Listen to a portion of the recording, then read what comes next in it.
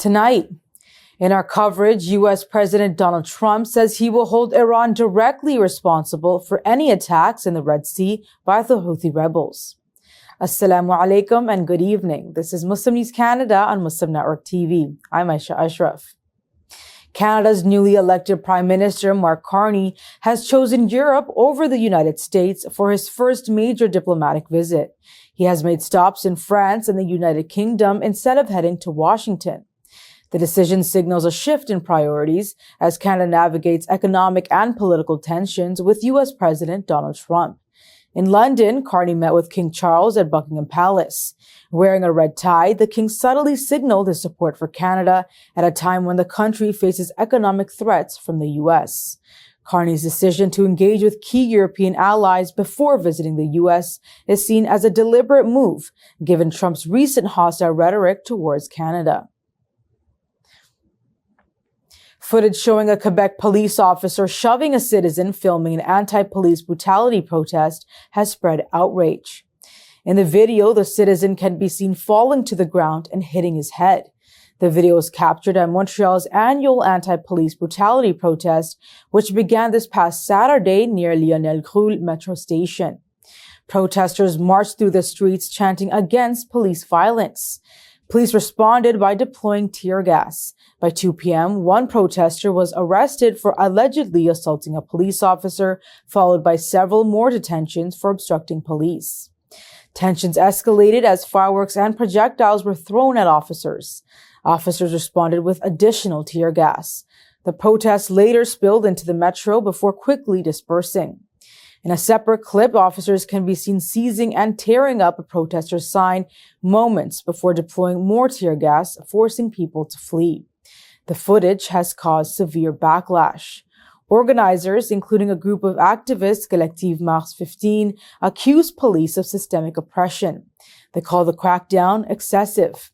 Last year's protests saw only one arrest, raising new concerns over police conduct as tensions over brutality continue to mount. Protests against Tesla CEO Elon Musk are growing across Canada. Demonstrators accuse him of political interference and supporting U.S. policies that harm Canada. Rallies in Ottawa, Vancouver, and other cities, dubbed the Tesla Takedown, are targeting Musk's influence on U.S. President Donald Trump and government policies. In a weekend protest in Surrey, British Columbia, demonstrators carried signs like "Elon, be gone." Organizer of the rally, Jean Gagnon, warned of rising authoritarianism and urged a boycott of U.S. products. Critics, including Professor Juan Elperin, accuse Musk of undermining democracy and Canada's sovereignty. Musk, a self-proclaimed free speech absolutist, has faced criticism for enabling hate speech on X. Tesla dealerships have also been vandalized, including a shooting incident in Oregon. There are more protests planned in Canada and in cities across Europe. Hydro has removed Tesla from its rebate program amid rising Canada-U.S. trade tensions. President Donald Trump has declared any future attacks by Yemen's Houthi rebels will be viewed as direct acts by Tehran. Trump is warning Iran of severe consequences if the Iran-backed group continues its assaults on U.S. and foreign vessels in the Red Sea. The statement follows intensified U.S. military action against the Houthis. Airstrikes over the weekend killed at least 53 civilians, including 5 children. Tensions surged further as the Houthis launched drones and missiles at the U.S. Navy carrier USS Harry S. Truman in the Red Sea. None reached their target. The Houthis had earlier announced renewed attacks on Israeli and Israel-bound vessels in the Red Sea in response to its blockade on Gaza. The U.S. crackdown comes as Iran weighs its response to a diplomatic proposal from Trump seeking to restart negotiations on its nuclear program. Iran's Revolutionary Guards have distanced Tehran from the Houthis' actions. However, Washington maintains that Iran provides weapons, funding, and intelligence to the group. At the time of writing, Iran had not responded to Trump's remarks. Canada is reevaluating its $19 billion purchase of the U.S.-made F-35 fighter jets as trade and political tensions with Washington escalate. Defense Minister Bill Blair has confirmed that alternatives, including European-made aircraft, are also under review. Despite already committing to 16 F-35s for delivery next year, Blair suggests the remaining fleets could include Sweden's Saab Gripen, which offers local assembly and maintenance. This would be more convenient for the Canadians as F-35s require U.S.-based servicing. However, military experts warn a mixed fleet could raise costs due to infrastructure and training challenges. Lockheed Martin maintains the F-35 is Canada's best option and denies concerns over potential U.S. restrictions. This comes as public opposition to American-made defense equipment is growing. If Canada withdraws from the deal, financial penalties may apply. The government is weighing security, cost, and political implications before making a final decision. A Canadian activist is calling for an investigation into parents whose children have joined the Israeli military, citing possible legal violations. Montreal-based author Yves Engler says this may breach Canada's Foreign Enlistment Act, which prohibits recruiting for foreign armies.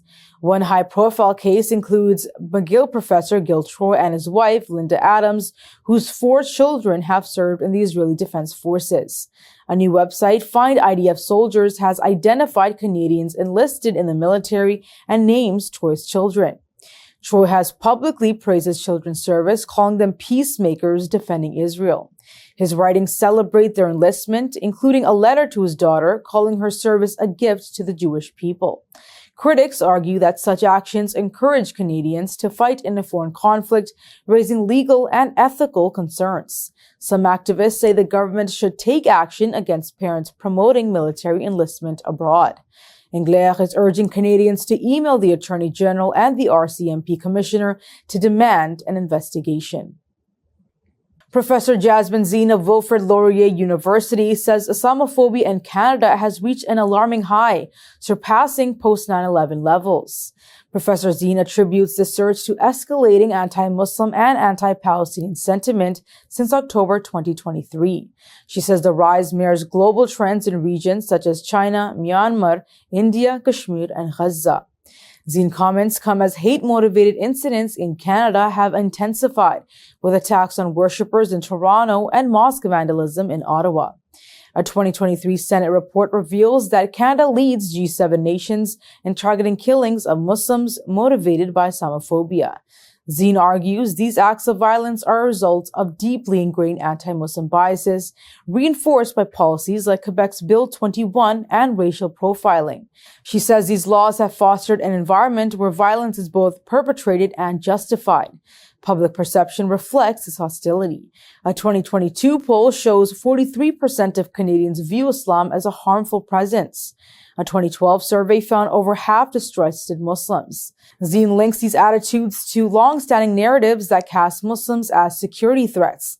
She says this perception is cemented by the post-9/11 global war on terror.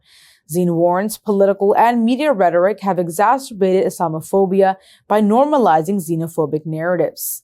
She criticizes leadership that promotes Zionism amid the Gaza crisis, arguing that such rhetoric legitimizes anti-Muslim actions rather than condemning them. In related news, Canadian officials and Muslim leaders are urging stronger action against Islamophobia. Amira Al-Khawabi, Canada's special representative on combating Islamophobia, says Muslims face systemic barriers, violence, and discrimination. Al-Khawabi made the comment on the International Day to Combat Islamophobia this past Saturday. She warns Islamophobia leads to racial profiling and unfair security scrutiny. Governor General Mary Simon also condemns rising hostility against Muslims, calling it unacceptable and harmful to Canada's unity. The federal government has taken steps, including supporting security programs and anti-racism strategies. But the Canadian Muslim Forum says more needs to be done. Foreign President Samir Majzoub is calling for stronger hate speech laws and better protection for mosques. He is urging schools and workplaces to educate people on Islamophobia. Majzoub says Quebec's Bill 21, which bans public employees from wearing religious attires and symbols, is an example of systemic discrimination. That's all from our Toronto studios. Thank you for watching Muslim News Canada. We are a community channel dedicated to bringing you stories you can trust. Please like, share, and subscribe to our content. You can also comment to let us know what you think of our coverage. You can donate now by visiting muslimnetwork.tv/donate. For more content, keep watching Muslim Network TV.